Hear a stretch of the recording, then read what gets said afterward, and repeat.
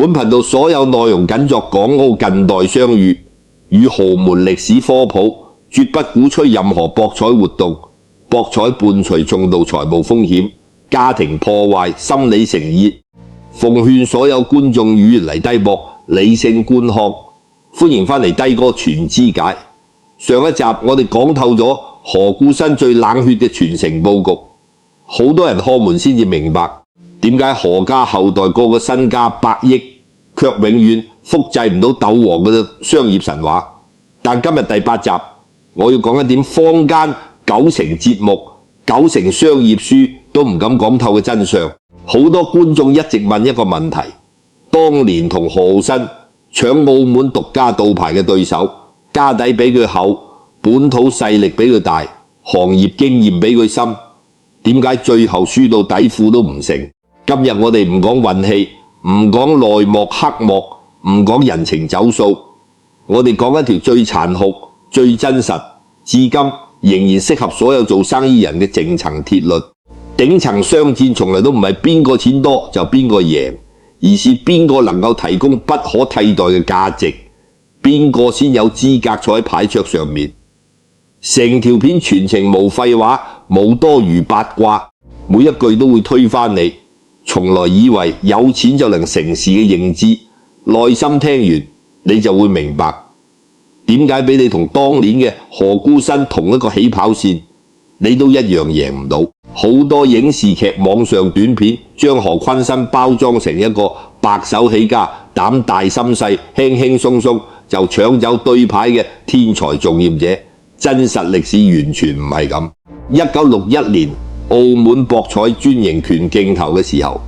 何故新先係一個返澳發展冇幾耐嘅新面孔。當時佢手頭現金唔多，澳門本土根基淺，從來冇運營過舊場，甚至為咗留齊競投需要嘅保證金，要周圍問人借錢，資金鏈隨時斷裂。而佢當時嘅最大對手傅老榕家族，先係當時濠江真正嘅無冕之王。我哋講真實實力，你就知當年嘅差距有幾恐怖。傅家早在二戰之前就已經貫斷澳門大部分到坊、碼頭物流、地下經濟，成個澳門嘅基層網絡、公頭碼頭勢力、本土士紳，全部同傅家深度捆進。葡澳基層官員同傅家相交幾十年，人情關係利益早就公死，民間號召力、行政資源，當時嘅何故新完全冇得比。再講現金流，當年傅家每年穩定產生嘅純利，換成今日價值相當幾十億港幣，手頭流動資金充足，到可以隨時擲錢改寫市場規則。反觀何故新，當時只係做緊貿易同小型基建，根本冇大額現金儲備。最後講行業經驗，傅家經營鬥場幾十年，熟晒所有運營套路、客源管理、成本控制。而何故新同佢身邊嘅團隊，當時係博彩行業鐵頭鐵尾嘅小白。如果按照我哋普通人嘅邏輯，呢場競投根本冇懸念，傅家碗拿牌，何故新只係上場陪跑。但歷史嘅結果大家都知，葡澳政府將獨家專營權判俾咗實力更弱、經驗更少、資金更緊張嘅何故新。傅家滿盤皆輸，之後生意逐年收縮，勢力慢慢消散。幾年之後直接退出澳門博彩核心賽道，從濠江頂層商壇鐵底觀落。網上最常見嘅解釋就係一句：何故新識得疏通上層，識得做人。呢句說話淺薄到離譜，根本唔係真相。真正嘅原因好冷血，但好真實。傅家輸唔係輸喺錢，唔係輸喺人脈，而係輸喺格局，輸喺永遠只懂向上面索取，唔懂為對方分擔壓力。當年嘅葡澳殖民政府財政長期拮據，澳門城市基建破爛不堪，碼頭老舊道路殘缺遊客，配套一片空白，戰後失業率高企，民生問題重重。政府最想要嘅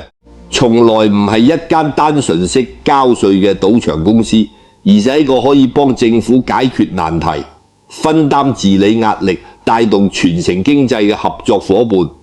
但傅家幾十年嘅經營思維，從來都只有一個：賺錢歸我，麻煩歸政府。政府希望大企業出資翻新城市基建，傅家話呢個係政府責任，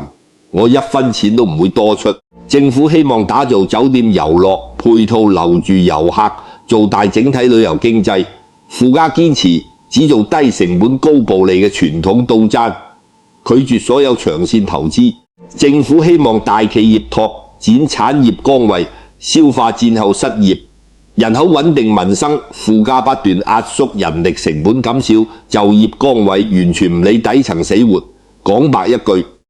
喺葡澳政府眼中，傅家只係一部會交稅嘅賺錢機器，功能單一，可隨時替換。只要出現第二個願意承擔城市責任、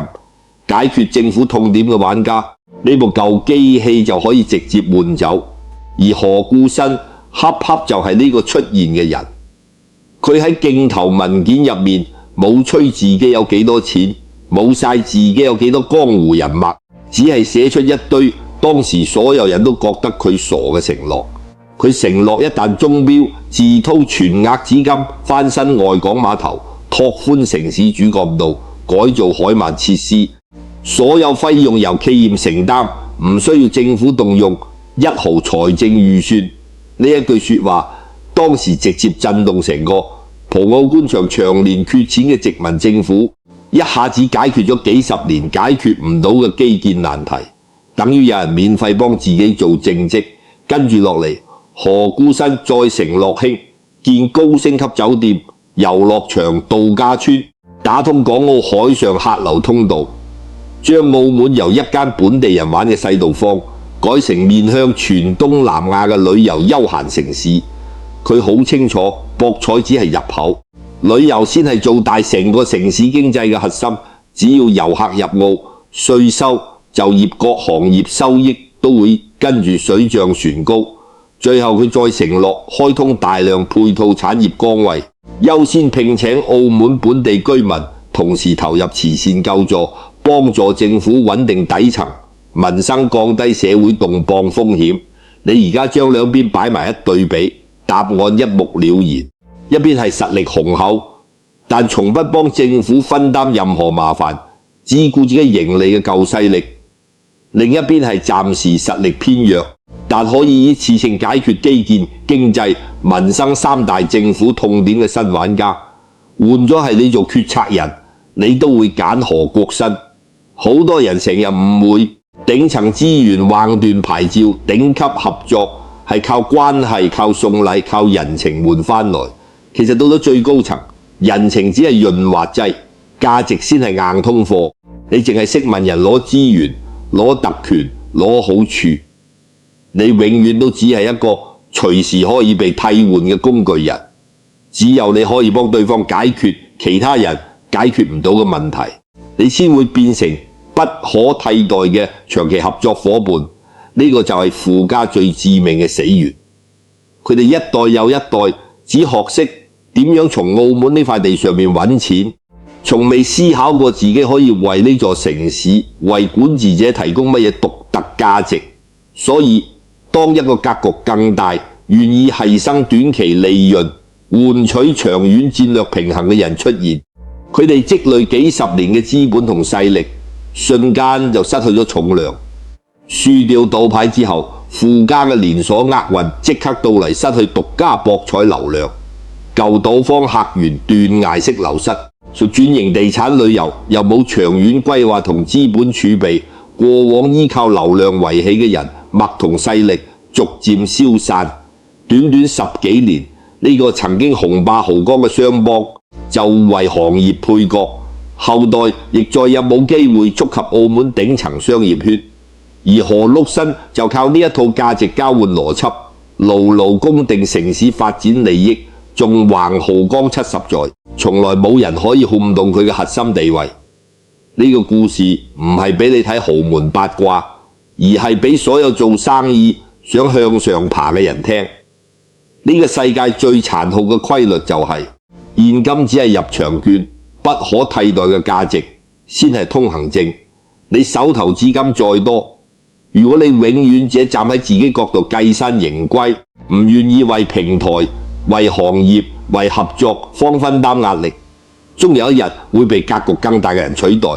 你冇錢冇人脈都唔緊要，只要你能夠提供其他人提供唔到嘅價值，你就可以後發先至逆轉勝局。好多人將何孤生嘅成功歸結為運氣、手段際遇。今日第8集，我哋拆穿真相。運氣只會眷顧有格局嘅人，人脈只會幫助識得價值交換嘅人。冇不可替代嘅核心價值，再多錢都只係眼花一現。下一集我哋繼續拆解何孤生最恐怖嘅防守佈局。當年澳門四方勢力環視外資，虎視眈眈，本土世家盤根錯節。點解幾十年來從來冇人可以聯合圍剿澳博？下一集講透頂層大佬最精髓嘅借力打力多方制衡之術，學識呢個你先至算真正識得頂層生存邏輯。中意呢種唔炒八卦直插底層商戰真相嘅狠料，記得點讚轉發訂閱開啟小立燈，評論區講一句，你覺得做生意錢重要定格局重要？熱度最高嘅觀點，我專門開一期長片深度拆解。